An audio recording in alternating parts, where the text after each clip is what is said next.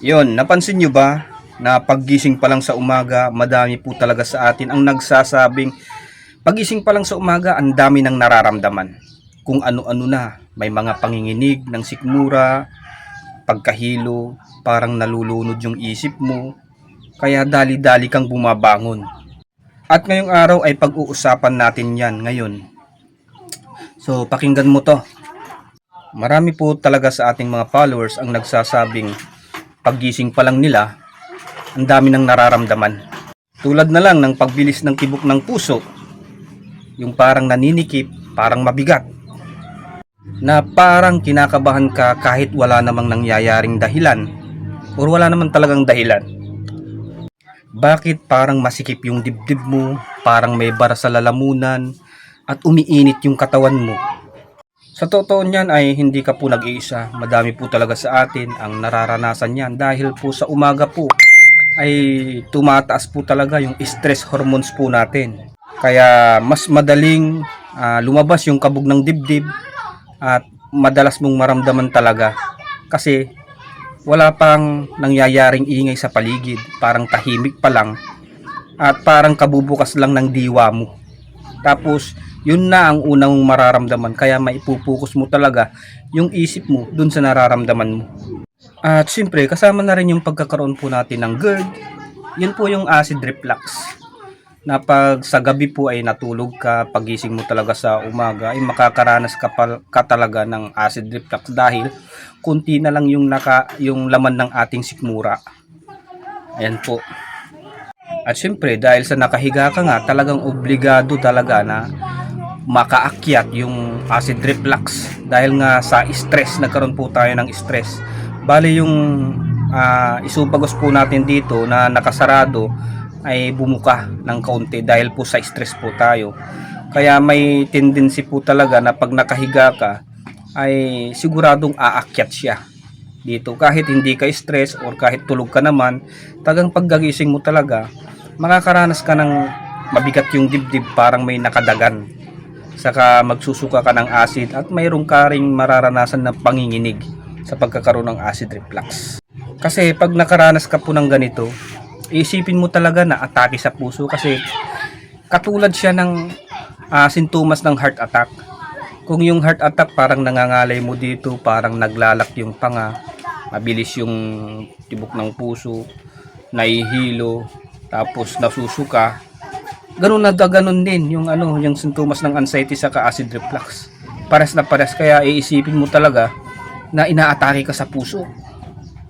Or minsan talaga mapapaisip ka na lang dahil nga sa nararamdaman mo yung bawat galaw ng katawan dahil nga sa mabilis yung tibok ng puso. Mag-iisip nga ngayon tayo na baka tumataas yung blood pressure natin. Ayan. Pag nag-BP ka naman, talagang tataas talaga kasi nga natatakot ka sa nangyayari.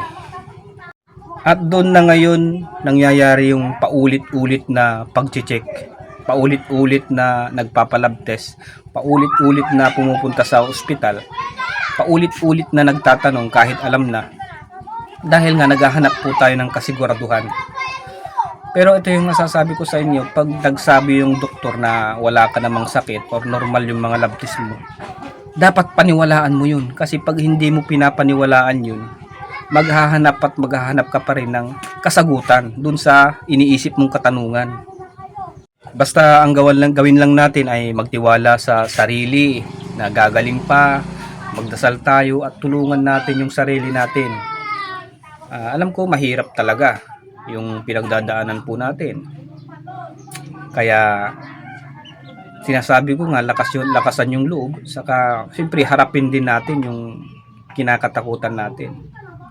Madami po talaga tayo na nakakaranas ng ganito. May mga bata pa na edad 17 tapos naghihirap na ng ilang buwan. Siyempre na parang gusto mong tulungan, ganun, na wala ka namang magagawa kasi siya mismo ang makakatulong talaga sa sarili niya.